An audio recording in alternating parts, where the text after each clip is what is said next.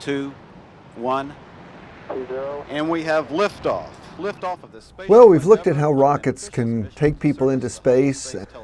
What about the basic idea of how do we stay alive in space and healthy so that we can carry out useful work? And that's where we get into the concept of environmental control and life support. And we call this ECLSS, ECLSS, Environmental Control and Life Support Systems, one of many NASA acronyms that we'll have to get used to. Now, normally we're talking about human spaceflight, but satellites also have certain environmental requirements. One of the things that we've seen, particularly in recent times, is an enormous variation in the scale. We have very large telecommunication satellites, the tracking and data relay satellite, which you can see being deployed from the shuttle and fully deployed at geostationary orbit. And of course the International Space Station, which is a huge spacecraft. And yet we're also able to make tiny little CubeSats with only 10 centimeters in any dimension. So there's a huge scale which we have for spacecraft, and we can miniaturize a lot of spacecraft functions, including thermal control and communications and the like.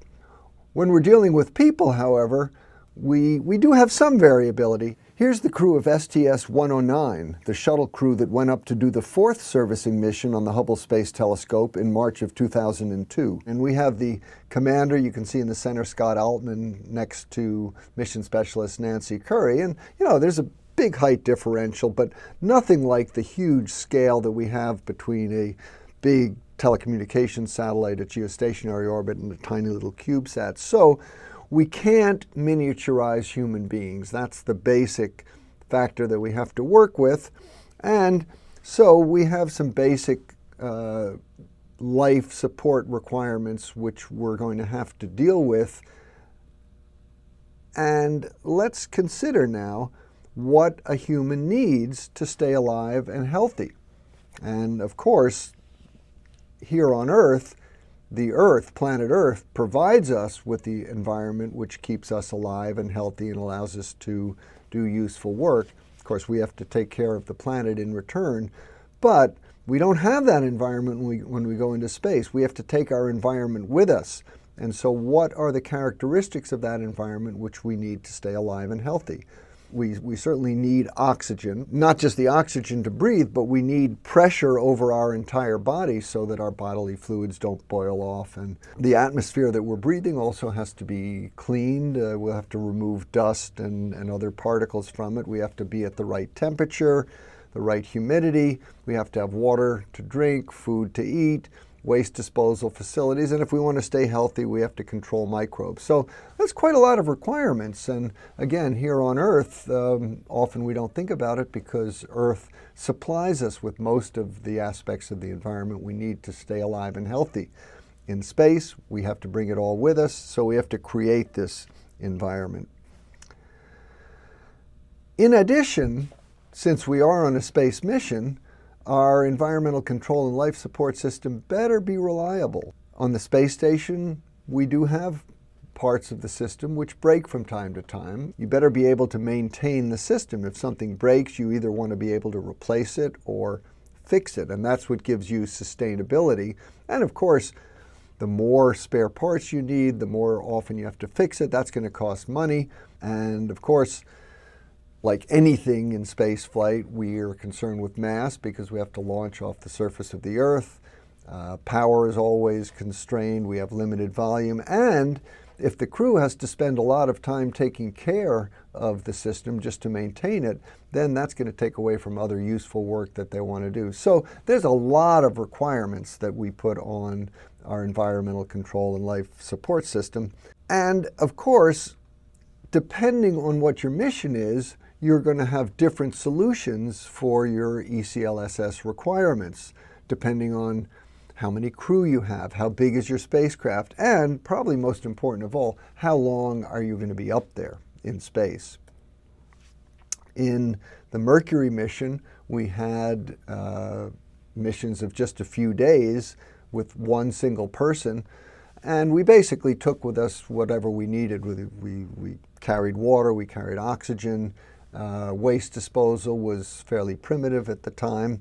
Contrast that with the International Space Station, and here we see not only the permanent crew of 6, but there's a visiting crew that came up either on a shuttle, or nowadays they come up on the Soyuz missions. But we've had as many as a dozen people at a time in the International Space Station. And the people who are there for the long duration stay up for 6 months at a time. So being able to recycle and reuse your environmental components like oxygen and water becomes much more important on the space station than it was on short duration flights. So the basic philosophy which we follow with ECLSS systems is we have certain human needs. The body has to consume certain materials, oxygen, water, food, and we turn that into waste. So we breathe oxygen in, we breathe out carbon dioxide, which we're going to have to do something with. We eat food and we have solid waste, which we're going to have to take care of. We drink water and we produce urine and sweat, and again, we're going to have to deal with all of that. When we're dealing with environmental control and life support system, there are 2 fundamental aspects of the systems that we have to deal with. And that is, what is the basic operational mode? And we talk about open loop ECLSS and closed loop ECLSS. Open loop, we saw pictures of the Mercury, and this is basically a system whereby we bring all the resources that we want with us from the Earth. All the water we're going to drink, all the oxygen we're going to breathe, and so on. And we don't try to recycle it because the mission is short enough that we can afford to bring it all with us. But if we're going to stay up for a reasonable amount of time, we want to start closing the various loops in water and oxygen, so that we can actually reuse some of our waste products, and that way we don't have to launch as much from the Earth, and that tremendously reduces the cost of a space mission. And of course, we have different systems, water, air, and so on, and some of the systems are partially open and partially closed, and you can have some systems which are closed and other systems which are open. It all depends on the nature of the mission, and these are all design decisions which engineers have to make when they're designing a spacecraft. A way of looking at open and closed loop systems and their advantages and disadvantages. First of all, the graph here. Open loop, the mass requirements depend essentially almost linearly with the duration of the mission. In other words, if you're going to stay up for a very short time, you need very little, and then as the mission length increases, you need more. So if you're going to stay up for twice as long and you're not recycling your water, your oxygen, you're going to need twice as much water or oxygen. For a closed loop system where you recycle, there is a certain initial mass you have to start with, and you have to launch all of your recycling equipment. And we'll see later on what some of that equipment looks like. But since you're recycling, the amount that you have to resupply doesn't increase nearly as rapidly, and so you can see the slope is much less. And there is, for all of these systems, a certain crossover point at which it becomes advantageous from a mass point of view to have a closed loop system rather than an open loop system. And remember that this crossover point may not be the same for all the different parts of the ECLSS. The water crossover point may be at a different mission duration, for instance, than the oxygen recycling system. Examples. One of the things that we have to do is to remove carbon dioxide from the atmosphere after we breathe it out. We have a chemical called lithium hydroxide, LiOH, which actually combines with carbon dioxide and removes it from the air, but it can only do it once and you can't recycle it. It's a simple system. We use it for launch and reentry vehicles. Older spacesuits used lithium hydroxide. The shuttle used it.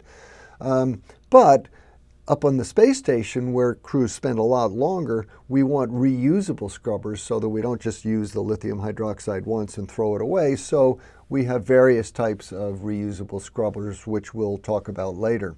And if you want to get even deeper into the recycling, you'd actually like to recover some of the oxygen out from the CO2 rather than just throw all the CO2 away. So There's different levels of closing the loop with CO2 scrubbing.